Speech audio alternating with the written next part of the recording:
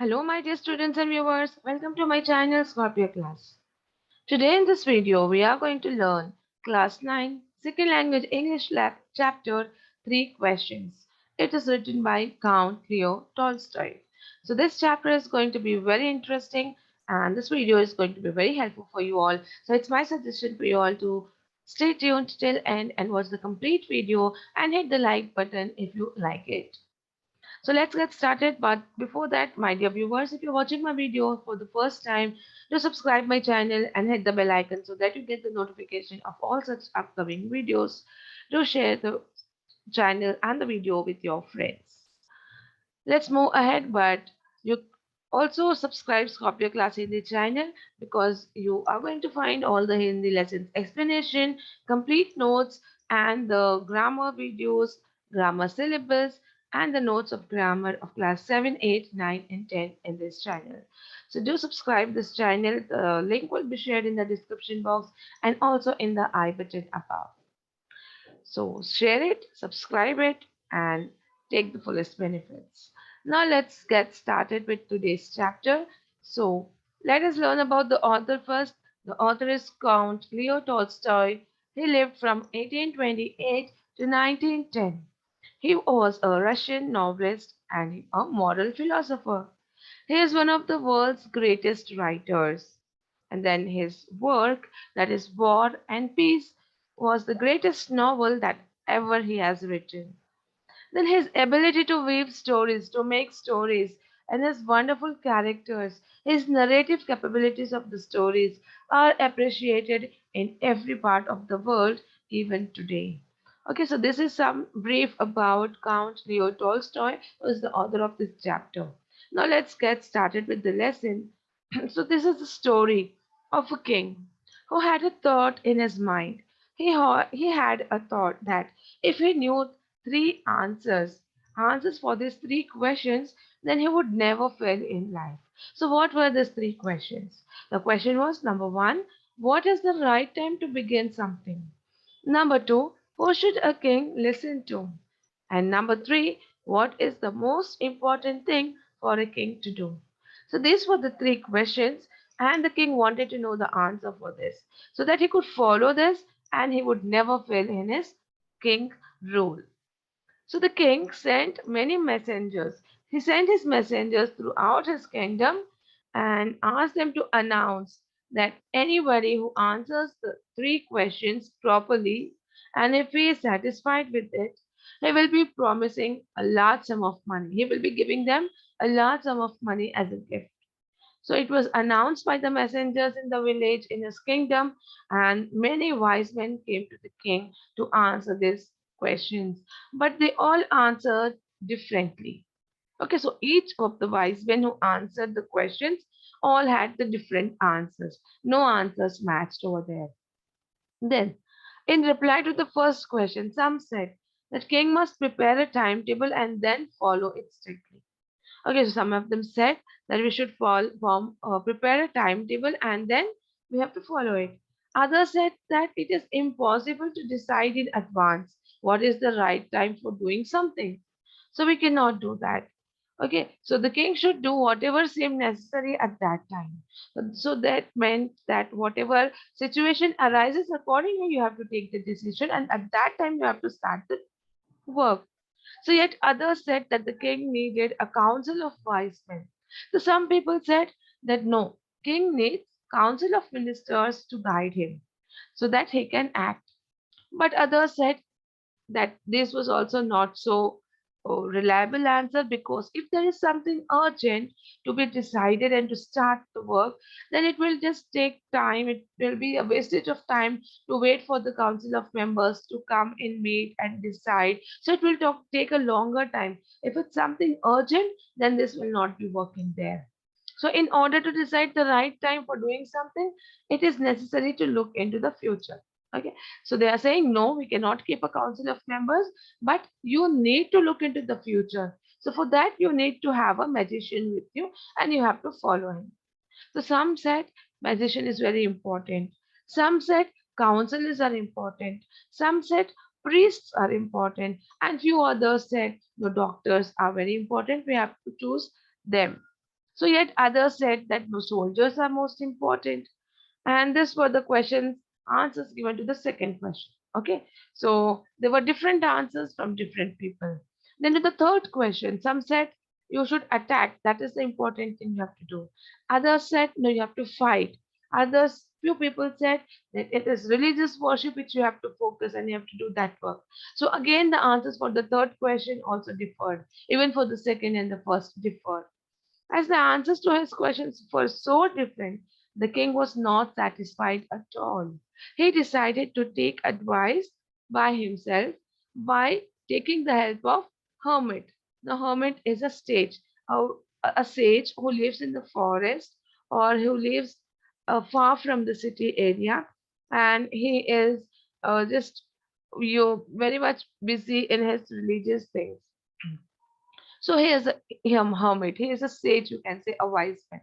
So king thought, let me go myself and ask the hermit, like, how do I get the answer for this? Because they are very well known. Hermits are always known for their wisdom, for their knowledge. So king did the same thing. He put the ordinary clothes and he went out to meet the hermit. Before he met the hermit's hut, he left the horse and bodyguards there itself in the half of his way, and he went alone to hermit. As the king came near the hermit's hut, he saw that hermit. He was digging the ground in front of his hut. So he greeted the king and continued digging. So the man, the hermit, he saw that the king has come. He greeted him, he wished him, and again he started doing his work. The king went up to the hermit and he said, I have come to you, wise hermit, to ask you to answer three questions. And he repeated the questions. So king, he thought the hermit is busy, so he said that I have come to meet you because I want answers for these three questions. So he said all the three questions to the wise man, to the hermit. The hermit listened to the questions, but he did not speak. He did not answer anything. So the king stood there for some time. He said, you are tired. Let me take the spade and work in your place. So king took the spade and he started digging the ground. Thanks, said the hermit, and he went and sat beside. The king, who had dug two beds, means he had dug two holes in the ground, he stopped there. And again he repeated the same questions so that he could get the answer from the hermit. But hermit did not give any answer again. So 1 hour passed, then another. So like this, the whole day passed and the sun went down. It was evening now. And then at last the king stuck the spade into the ground. Means he kept the spade into the ground and he said to the wise man, I came to you, wise man, to get these answers to my questions. If you can give no answer, tell me. So I will return home. Okay, so as the king, he saw for the whole day, and now it was evening, but yet he was not getting any answer from the hermit. So he said, if you can answer me, give me the answer. If not, tell me that if you do not have answer, I will go home, I will return home, because I came here just to get the answers for this question. So by the time the king was saying this, someone comes running from behind. So hermit said to the king, here comes someone running. The king turned around and he saw that it was a bearded man who came running towards him. And his hands were pressed against his stomach. Means he was keeping his hands on his stomach and it was full of blood. It was bleeding. And when he reached the king, he fainted and fell to the ground. So when he reached near the king, he fell down because he was fainting because of loss of blood. The king and the hermit removed the man's clothing. They found a large wound in his stomach. They washed the wound. They covered it with his handkerchief. The king tried to do all the things, but the blood was not stopping the flowing it. So he again redrested until the bleeding stopped. So the king and the hermit helped the bearded man to get him first aid. So this is how they helped him, and the blood at last stopped. The man closed his eyes and he fell asleep. Even the king was tired because he has walked such a long distance and he was digging the ground for such a long time. So even he lay down on the floor and even slept through the night. When he woke up, he saw that several minutes have passed and he could remember that there was a strange bearded man who was lying there on the bed.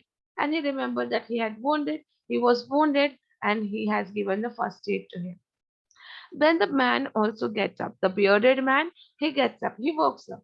He says to the king, "Forgive me," because he starts saying in a weak voice, "Forgive me, because when I saw you, you were sleeping. Now you have got up." So now he's asking for forgiveness. I do not know you.